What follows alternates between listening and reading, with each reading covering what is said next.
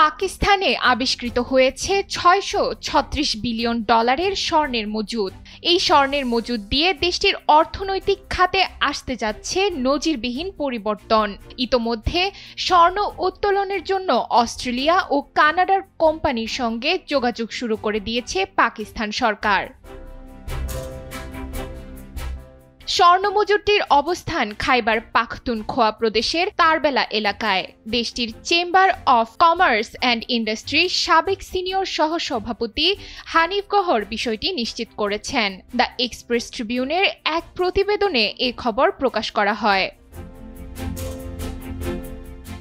পাকিস্তানের অর্থ মন্ত্রণালয়ের প্রকাশিত তথ্য মতে ২০২৫ সালের জুন নাগাদ পাকিস্তানের মোট সরকারি ঋণ ২৮৬.৮৩২ বিলিয়ন মার্কিন ডলার। এ বিষয়ে হানিফ গহর জানান, স্বর্ণের এই মজুদ দিয়ে পাকিস্তানের সমস্ত বৈদেশিক ঋণ পরিশোধ করা সম্ভব।